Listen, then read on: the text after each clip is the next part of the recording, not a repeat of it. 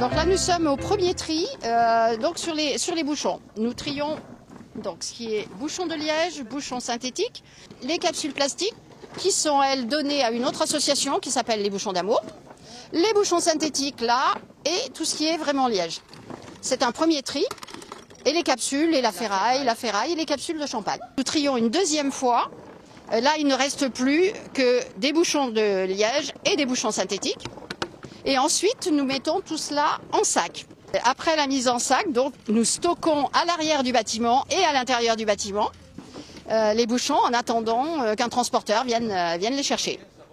Les capsules de champagne, nous les revendons aux collectionneurs. Et le liège est acheté par un liégeur qui le transforme principalement en panneaux d'isolation. Et les synthétiques pour tout type de matériel plastique à des industriels également. Donc voilà, ici, ce sont un poste, en général une douzaine de personnes, parfois jusqu'à 20 personnes, trient tous les mardis. Et pour un nombre calculable de tonnes de bouchons, on était à combien? Je crois 39 tonnes l'an dernier. Donc c'est assez énorme. Nous avons aussi des postes de tri dans le Var, dans le Vaucluse, dans le Rhône. Voilà. Donc voilà, les bénévoles en activité, on a la chance ici d'avoir un maximum de jours de soleil. En pouvant trier à l'extérieur, parce qu'à l'intérieur, c'est pas très agréable, et puis le local est pas très grand, mais donc nous trions dans la bonne humeur et on bronze en même temps. Donc voilà, quand on trouve des bouchons comme ça, alors on a une machine, un coupe-pain, où on met le bouchon et puis on récupère le petit bout en liège, comme ça on perd rien. Tout est récupéré.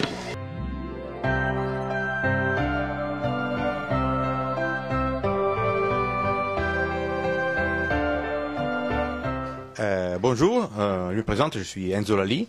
Je suis responsable de l'équipe ici à l'Institut de pharmacologie moléculaire et cellulaire du CNRS de Sophia Antipolis. Et nous travaillons sur les cancers, c'est un de nos intérêts principaux, et en particulier sur des cancers rares comme les cancers des glandes surrénales, soit chez les adultes, chez les enfants. Donc, et nous sommes à l'autre bout de la chaîne du financement, de la récolte des bouchons et du financement de France Cancer. Nous sommes extrêmement reconnaissant à France Cancer pour le soutien qu'il nous apporte à nos études, à nos recherches jour par jour.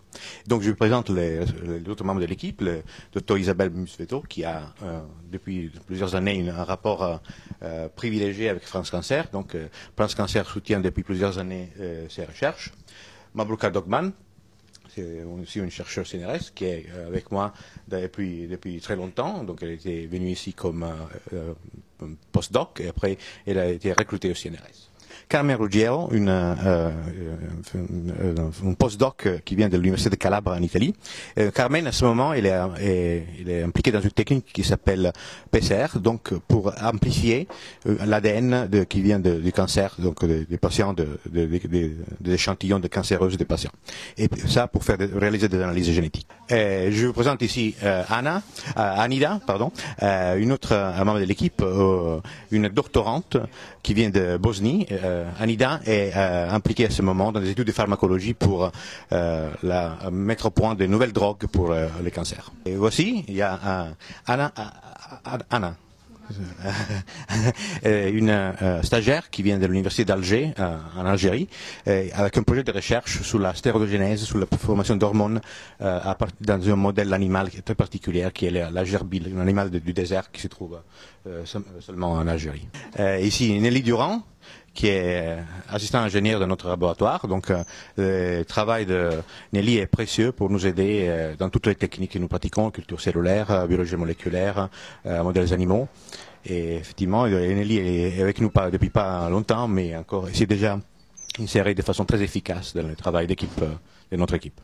Oui, c'est une équipe internationale, absolument. En fait, ici, on embauche des gens qui ont envie de travailler sur nos projets, donc on ne regarde pas la nationalité. En fait, on recherche des gens dynamiques qui sont en fait disponibles à travailler ici, qui ont intérêt et enthousiasme pour travailler sur nos thématiques, avec un jour l'espoir de trouver des thérapies plus efficaces contre ce type de cancer. Notre équipe travaille spécifiquement sur un cancer rare, le cancer des glandes surrénales. C'est un cancer qui est très rare, surtout soit chez les adultes, soit chez les enfants. enfants. Et en fait, c'est un cancer qui est très rare chez nous, mais il est assez plus fréquent dans les États du sud du Brésil. C'est pour ça que nous avons, comme le drapeau affiché dans notre laboratoire l'indique, nous avons un partenariat très fort avec le Brésil. Et donc nous approchons ces problèmes depuis plusieurs angles d'attaque. Donc nous faisons des études soit avec la biologie moléculaire, nous faisons des cultures cellulaires, nous faisons des études génomiques, nous faisons des études d'épidémiologie, nous avons des modèles animaux. Donc tout ça dans l'espoir d'avoir un jour une thérapie plus efficace pour ce type de cancer qui à l'heure actuelle malheureusement les thérapies ne sont pas très efficaces. On est impliqué dans un réseau européen, donc étant le cancer cortico-surrénal une tumeur rare, nous avons besoin absolument de la collaboration internationale sur ce type de tumeurs. Et donc il y a un réseau européen qui s'appelle ENSAT, qui est impliqué dans la recherche et de la prise en charge de ce type de cancer rare. J'espère en fait qu'avec le soutien qui est très important des associations comme la vôtre, de faire progresser la recherche, en fait, faire comprendre aux gens qu'il est important de soutenir jour pour jour nos recherches pour avoir un jour mettre à point des thérapies plus efficaces contre les cancers, surtout contre les cancers rares et pédiatriques comme les cancers de notre intérêt, pour lesquels les grandes compagnies pharmaceutiques n'ont pas beaucoup d'intérêts commerciaux à investir. Donc l'aide des associations de bénévoles est essentielle pour soutenir notre travail.